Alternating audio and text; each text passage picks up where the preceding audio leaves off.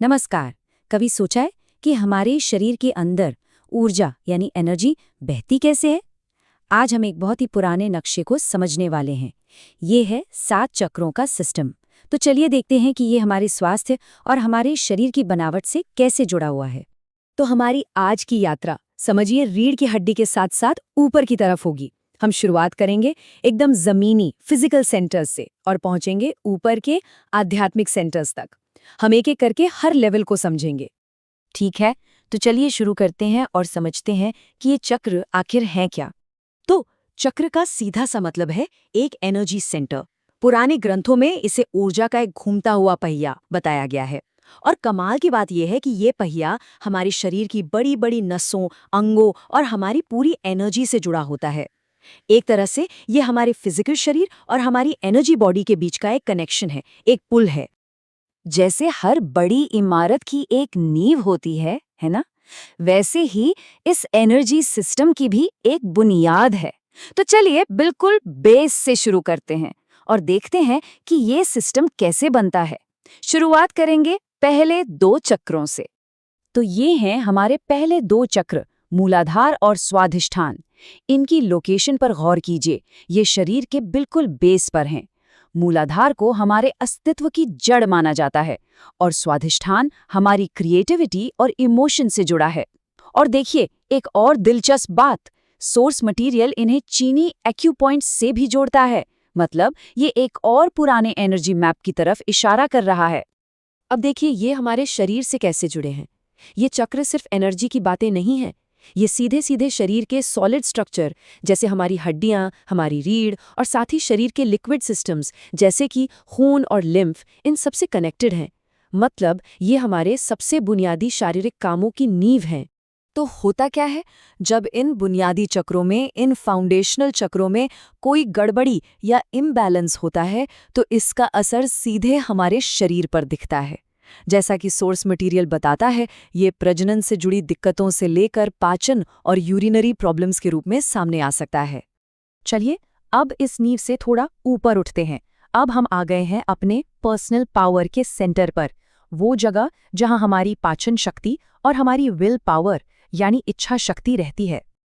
ये है तीसरा चक्र, मणिपुर, जो नाभि के पास होता है।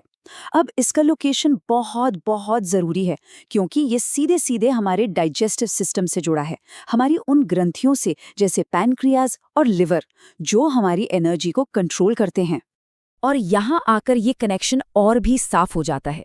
ये एनर्जी सेंटर हमारी रोज़मर्रा की दिक्कतों जैसे थकान, कॉन्सेंट्रेट न कर पाना, पाचन की समस्याएं और यहाँ तक कि डायबिटीज जैसी बड़ी बीमारियों से भी जुड़ा है। ये सच में हमारी विल पावर और मेटाबॉलिज्म का पावर हाउस है।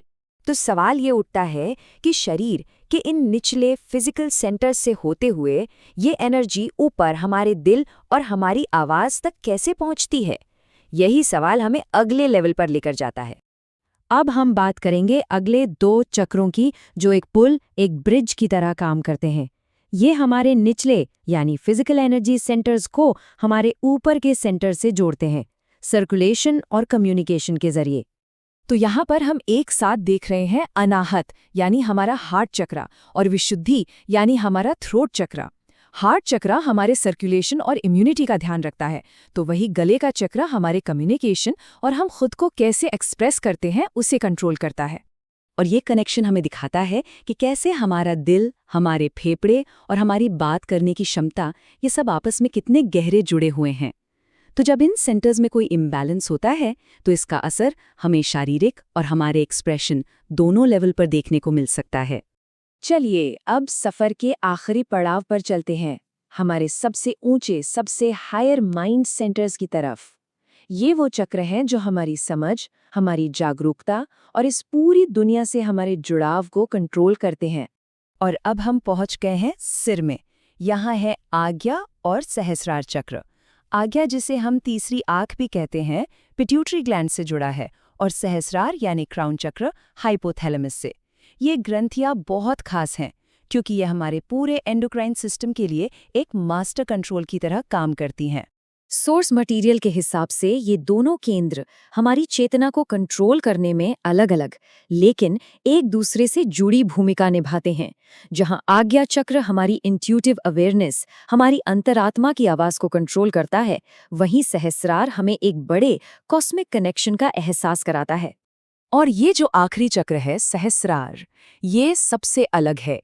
इसे बाकी सभी चक्रों का कंट्रोलर माना जाता है, जो ऊपर से नीचे की तरफ काम करता है।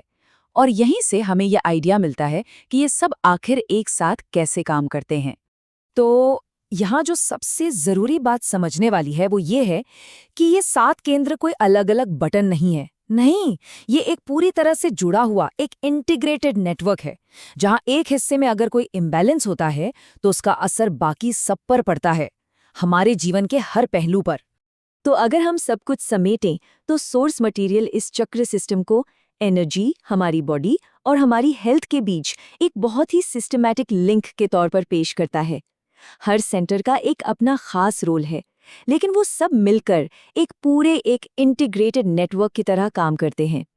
और ये बात हमें एक आखिरी सवाल पर लाके छोड़ देती है कि शरीर की एनर्जी का ये जो सदियों पुराना नक्शा है, ये आज के ज़माने में हमारे स्वास्थ्य और वेलनेस को देखने के तरीके को कैसे बदल सकता है या उसे और बेहतर बना सकता है। ये सोचने के लिए काफ़ी दिलचस्प सवाल है।